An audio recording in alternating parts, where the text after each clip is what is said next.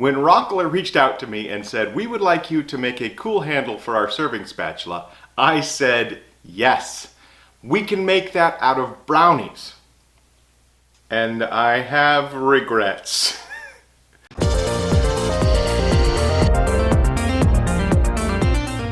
Those of you who have been here long enough know that I have stabilized bread before. I bought a brownie mix, I baked it, and I put it in my stabilizing chamber with stabilizing resin. Do you know what it looks like? I know exactly what it looks like.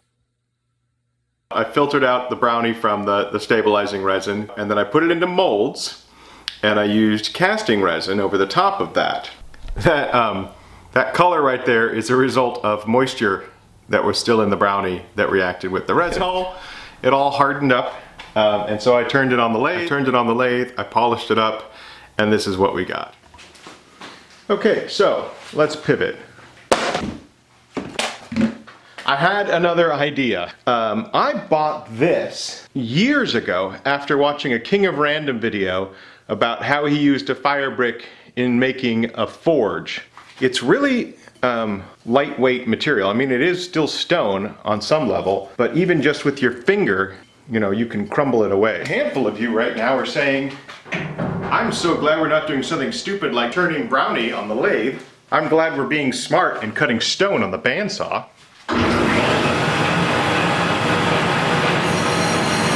Oh, okay. Oh, it cuts like butter. Oh my gosh.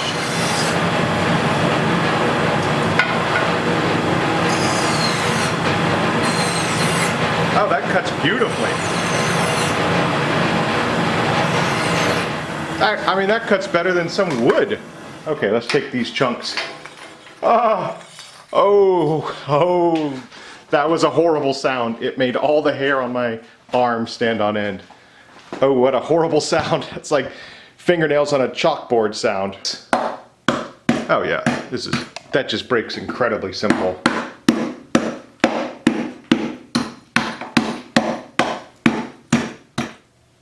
If you had just jumped into the video at this point and I told you this was all styrofoam, you might not know the difference. It definitely looks like it. You can even just snap it in your hands. Yeah. Cool. So, how small of a piece do I want? I don't know.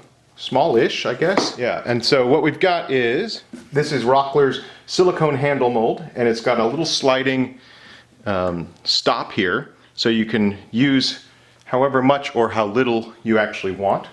We're going to make a full-size handle, 7 inches across and 1.5 inches squared. I want lots of room between the brick for resin. My hope is that the resin actually soaks into these little pieces, but if it doesn't, I think that'll still look cool. I guess we'll find out together. The sound of this brick touching each other is giving me goosebumps. I'm getting goosebumps. I know everyone's got those things that give them those goosebumps, but this is definitely doing it for me. So I don't need the rest of this, I don't think. Put that away. And we're going to be using Moss deep pour resin for this. Put this to the side. I should have sprayed mold release in there, but I didn't, and now I've got them all arranged the way I want it, so we'll see what happens. These mixing cups arrived in my mailbox. They came with a note that I almost missed. "Hi Peter, my name is Carl and I helped to design these mixing measuring cups. Your channel was a big inspiration to me and have been a fan for years. I can't wait to see your next project. Say hi to Mrs. B for me." Thank you, Carl, I appreciate it. All right, so this is a 3-to-1 resin for this one. Pour in part B, and we'll just go up to the second. Now what I want is a little bit of red, and this is some red powder I've got that has some mica in it, and so we're just going to put a little bit of that in there, and I'm hoping I'll end up with a translucent pigment. What do you do with a drunken sailor? What do you do with a drunken sailor? What do you do with a drunken sailor? early in the morning. Put him in a longboat till he's sober. Put him in a longboat till he's sober early in the morning. Way hey and up she rises, way hey and up she rises. Way hey and up she rises early in the morning. This doesn't look very translucent, but it does look really, really cool.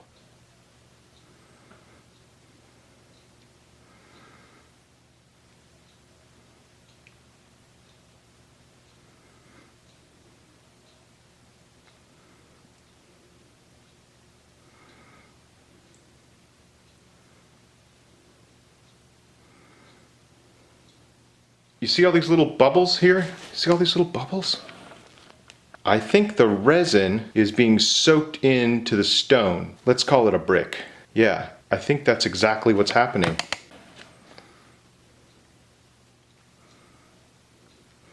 I'm going to fill this up to the brim. And we're going to watch it.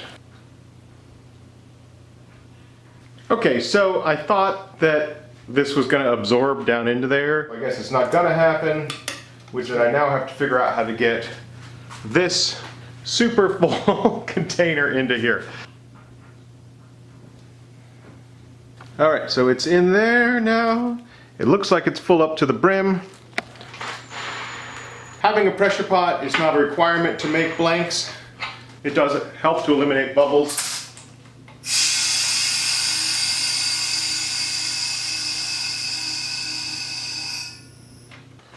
Okay, it has been a couple of days. Let's see if we made a huge mistake. Oh, I was going to say with the mold release, but it doesn't appear to be an issue. There's some of the bits that settled down there. That is wild looking. We're back over here at the bandsaw because honestly I just have a theory that I need to find out.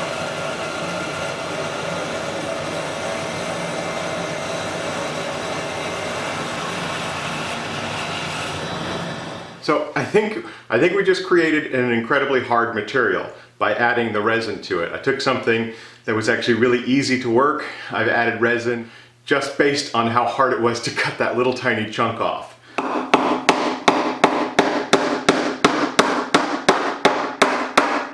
This is now a hammer, and I don't see any dents on there at all. So turning it's going to be fun.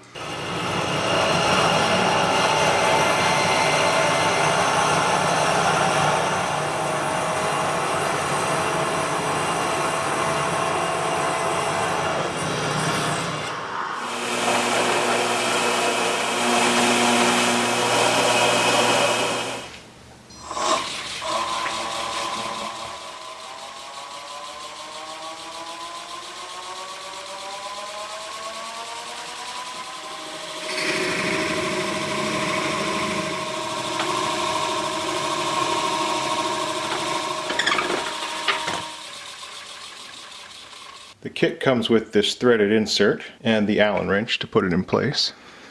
And we should just be able to thread it right into the end here while the whole thing's on the lathe.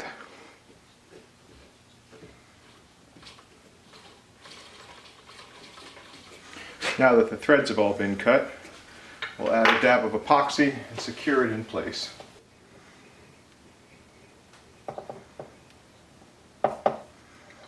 Alright, so while that's all curing, let's find the right mandrel here. I think it's this one.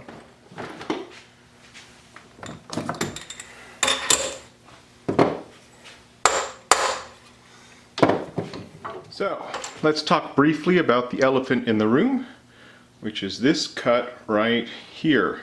I was just trying to knock off these edges here so it would be a little easier to turn, and the blade drifted, and before I realized that it had gone pretty deep inside. Right after it happened, I did cast a second blank just in case. It looks like it's going to be all right. Yeah, it looks like it's going to be all right. I guess we'll find out together. And today we're going to be turning with traditional tools. This is Rockler's high-speed steel ergonomic turning set. I went ahead and sharpened all these tools before we got started here. That is the nice advantage of traditional tools. If this gets dull while we're turning, we can just head over to the grinder and give it a fresh edge.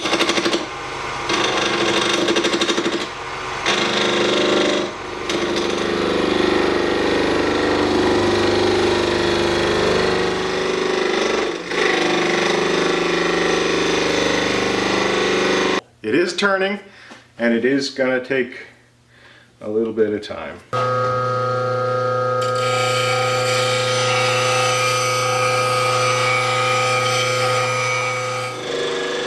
You get shavings when you hit pockets of resin, but when it's just the brick, it's really strange looking. See that? See the way that like just builds up like dust? That's the brick.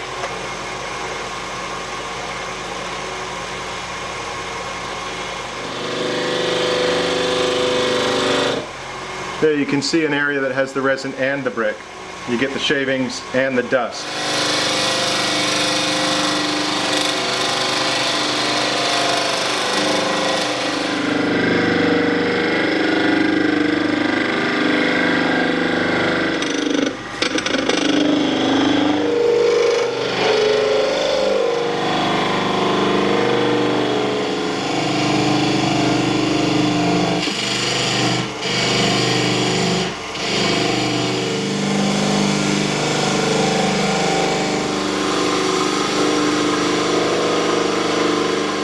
There's no reason to be a hero. I'm just going to cut the last little bit off here with the saw.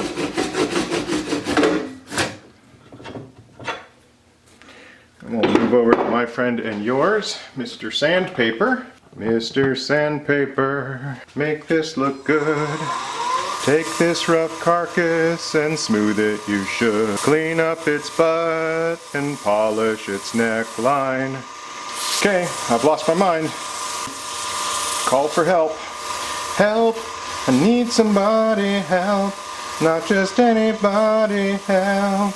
You know I need someone. I started with 240, but then I backed it up here to 180. This little end piece is a little rough.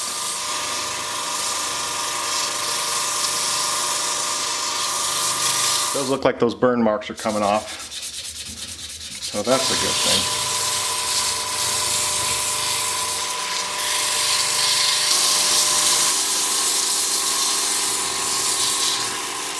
It's definitely hotter. My hand's getting hotter. I'm guessing that's because of the brick. It gets hot really fast.